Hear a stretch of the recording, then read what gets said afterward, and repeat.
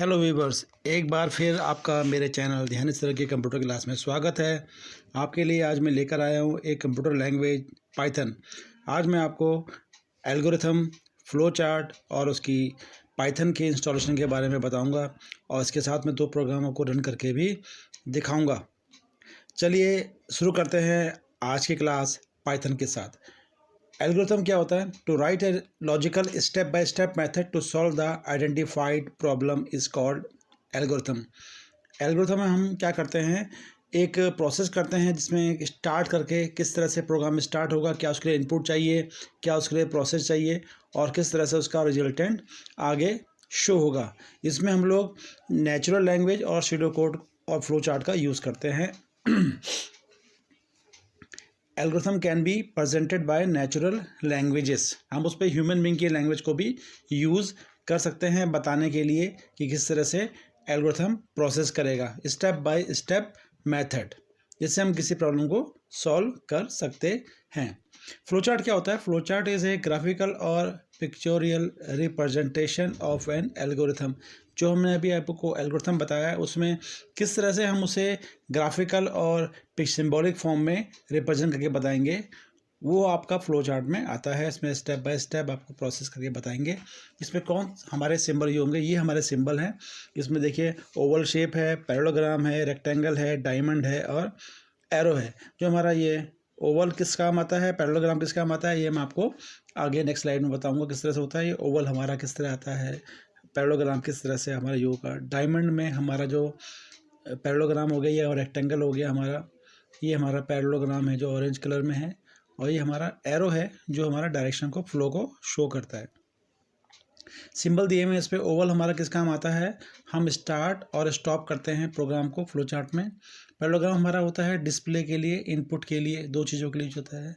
Rectangle हमारा ये होता है मैथमेटिकल एक्सप्रेशन है या असाइनमेंट है या प्रोसेस करने के लिए।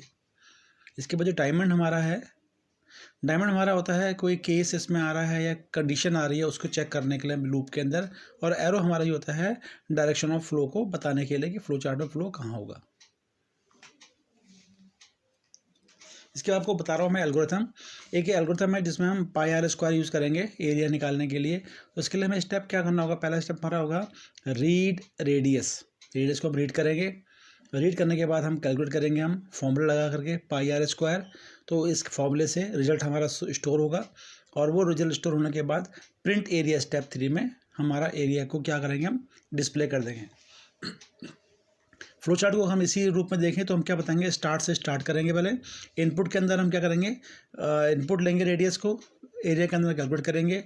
उसके बाद डिस्प्ले एरिया है, हम डिस्प्ले करेंगे रिजल्ट को और स्टॉप करके हम फ्लो चार्ट को एंड करेंगे। एक और प्रोग्राम बताता हूँ मैं आपको टेम्परेचर के ऊपर। इसमें हम क्या करेंगे, सबसे पहले हम फ़ारेनहाइट और सेल्सियस को यूज़ कर रहे हैं तो हम टेम्परेचर फ़ारेनहाइट में इनपुट करेंगे, उसे हम कैलकुलेट करेंगे फॉर्मूले से C = 5/9 × F-32 और जो रिजल्ट आएगा वो हमारा प्रिंट करेंगे C में। अब इसी को अगर मैं फ्लो चार्ट में बताना चाह रहा हूँ तो फ्लो चार्ट में क्या करूँगा, मैं से स्टार्ट और एंड 2 पॉइंट तो हमारे आएंगे ओवल शेप में। उसके बाद हम रीड करेंगे फ़ारेनहाइट को स्टार्ट के बाद, फिर हम कैलकुलेट करेंगे C को और कैलकुलेशन के बाद कंपाइलर जो है C में उसका रिजल्ट को हमारा प्रिंट करवा देगा और हमारा ये फ्लो चार्ट एंड हो जाएगा। इस तरह से हम फ्लो चार्ट बनाते हैं और हमारा एल्गोरिथम भी इस तरह से एक प्रोसेस में होता है। पाइथन को हमें चलाने के लिए हमें इंस्टॉल करना होगा। उसके लिए हमारे पास एक साइट दी हुई है, इस साइट पे हम जा करके उसको हम इंस्टॉल करेंगे। जो हमारा विंडो 32 बिट है या 64 बिट है, ये हमारे सिस्टम के ऊपर डिपेंड करता है।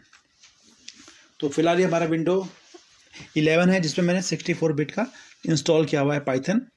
इसमें इंस्टॉल कैसे करते हैं आपको बता रहा हूँ आगे स्टेप बाय स्टेप।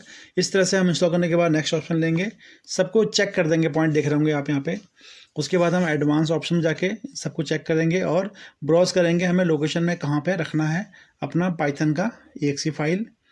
उसके बाद यहाँ पे हम ड्राइव सेलेक्ट करेंगे, न्यू फोल्डर बना करके, और न्यू फोल्डर का एक नाम देना होगा हमें, उसको हम अपने अकॉर्डिंग नाम दे सकते हैं। यहाँ पे पाइथन 37 दिया हुआ है नाम, इसे हम ओके कर देंगे। फिर हम ओके करने के बाद ये फोल्डर में उसका एक पाथ शो कर देगा। उसके बाद हम इसे फिर हम इंस्टॉल कर देंगे।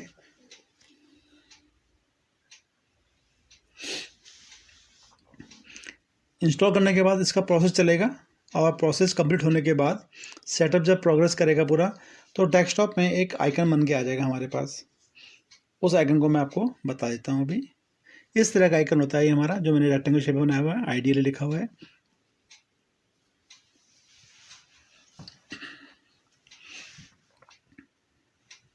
ये हमारा EXE फाइल का शॉर्टकट होता है, डबल क्लिक करेंगे तो खुल जाएगा।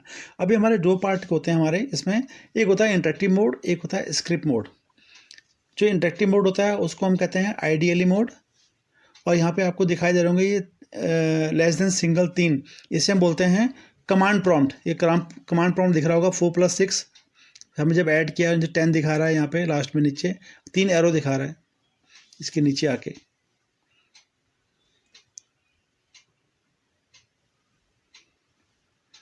ये नीचे यहाँ पे एरो आगे, इस एरो को बोलते हैं कमांड प्रॉम्प्ट हमारी। इससे दूसरा हमारा ये स्क्रिप्ट मोड होता है। स्क्रिप्ट मोड में ये करते हैं हम लोग, फाइल को स्क्रिप्ट कर सकते हैं हम लोग, उसे एडिट कर सकते हैं, उसके अंदर प्रोग्राम को चेंज कर सकते हैं अपनी रिक्वायरमेंट के अकॉर्डिंगली। अभी मैं रन करके बताऊंगा आपको कि किस तरह से हम अपने प्रोग्राम को रन करते हैं, स्टार्ट करते हैं।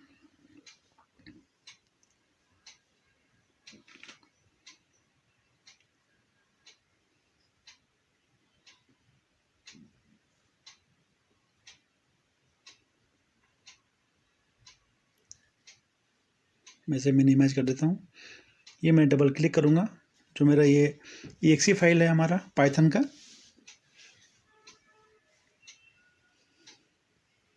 डबल क्लिक करने के बाद हमारा फर्स्ट इंटरेक्टिव मोड ओपन हो गया।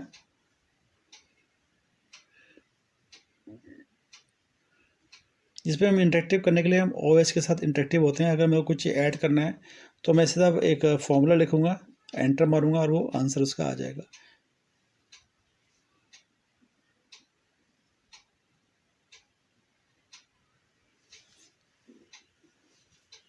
टू प्लस 4 लिखा, 6 आगे देखिए। ये जहाँ पे कर्सर बिलिंग कर रहा है ये हमारा कमांड प्रॉम्प्ट बोलते हैं इसे हम। अब हम फाइल में जाएंगे, न्यू फाइल खोलेंगे। न्यू फाइल खोलने के बाद हमारा ये शेल मोड आ गया। इस पर हम अपना प्रोग्राम राइट करते हैं। प्रोग्राम राइटअप होता है और राइटअप करने के बाद उसे रन करते हैं। तो जो दो प्रोग्राम मैंने आपको, एक टेम्परेचर वाला बताया और एक आपको मैंने एरिया ऑफ सर्किल बताया, वो दोनों प्रोग्राम मैं यहाँ पे आपको राइटअप करके रन करके आउटपुट शो करूँगा। चलिए शुरू करता हूँ मैं पहला प्रोग्राम अपना।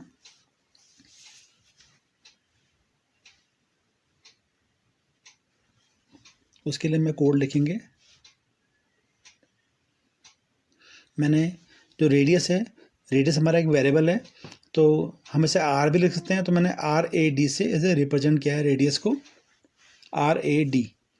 उसे मैंने इनपुट के साथ लिया है ब्रैकेट में, ब्रैकेट इनपुट ब्रैकेट, और उस पर मैं एंटर करवा रहा हूँ, एंटर द रेडियस।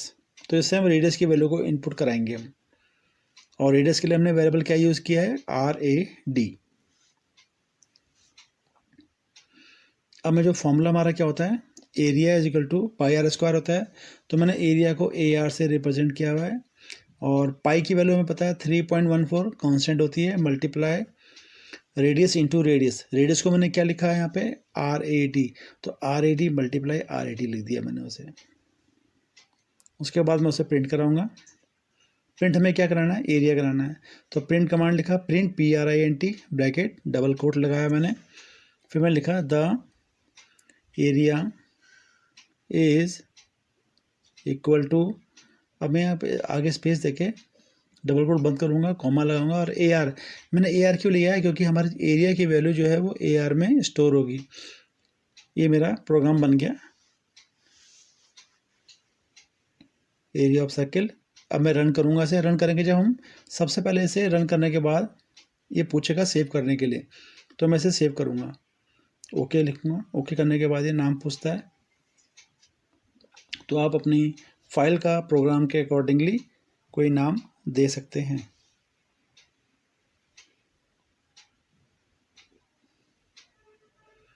अब ये हमारा, जैसे हम ओके किया, अब ये पूछ रहा है एंटर द रेडियस। रेडियस की वैल्यू यूज़र इनपुट करेगा। आप अपनी इच्छा से कोई नंबर लिख सकते हैं।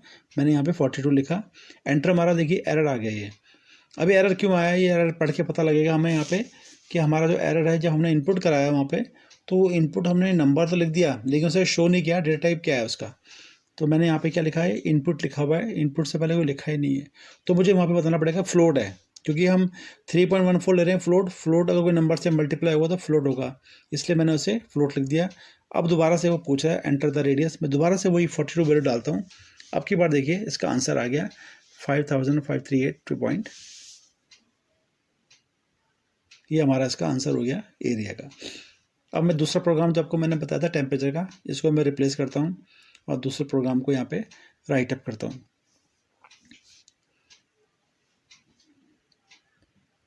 सबसे पहले मैं इनपुट कराऊंगा,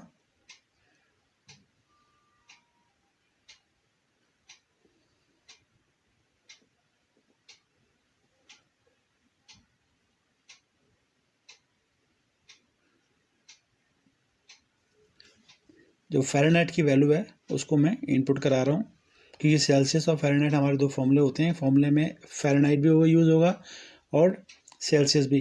तो अगर मेरे को फ़ारेनहाइट की वैल्यू दी हुई है तो मैं सेल्सियस की वैल्यू निकाल सकता हूँ उससे। तो मैंने enter the temperature in Fahrenheit, तो इससे क्या होगा, जब एक कमांड चलेगी तो हमें फ़ारेनहाइट की वैल्यू को इनपुट करने के लिए यूज़र को बोलना होगा, तो यूज़र इसके थ्रू हमारी फ़ारेनहाइट की वैल्यू को इनपुट करेगा। जब हमारे पास फ़ारेनहाइट की वैल्यू आ जाएगी तो उसके बाद हम एक फॉर्मूला हमें पता है सेल्सियस का, तो Celsius is equal to 5/9 multiply F-32, ये हमारा फॉर्मूला होता है। इस फॉर्मूले को लिख दिया मैंने। अब मेरे पास ये जब फॉर्मूला सॉल्व करेगा ऑटोमेटिकली कंपाइलर, तो सी की वैल्यू आ जाएगी। अब मुझे वो सी यानी टेम्परेचर जो हमारा सेल्सियस है उसको प्रिंट करना होगा। मैं प्रिंट कमांड लिख रहा हूँ, print the temperature is in Celsius, हमें सेल्सियस में देना है टेम्परेचर, तो मैं कंप्लीट लिख रहा हूँ स्टेटमेंट ताकि प्रोग्राम प्रॉपर बने, समझ में आ जाए इजीली। इज इक्वल टू, अब मेरी सेल्सियस की वैल्यू किस में स्टोर है, सी में स्टोर है। याद रखना सी कैपिटल है तो कैपिटल लिखेंगे, स्मॉल है तो स्मॉल लिखेंगे। यहाँ पे मैंने कैपिटल लिखा हुआ है। ये मेरा प्रोग्राम बन गया टेम्परेचर का। रन करूँगा मैं, इस बार इसने पूछा ओके, सेव कर चुके हैं हम एक बार, इसलिए दोबारा सेव कर नहीं पूछेगा ये। और ये पूछ रहा है हमसे सेंड, इस पर आप फ़ारेनहाइट की वैल्यू को इनपुट कीजिए।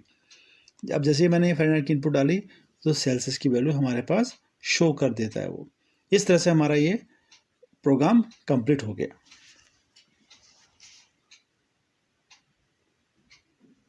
आज की क्लास में बस इतना ही। नेक्स्ट क्लास में हम पाइथन को कंटिन्यू करेंगे नए कंटेंट के साथ।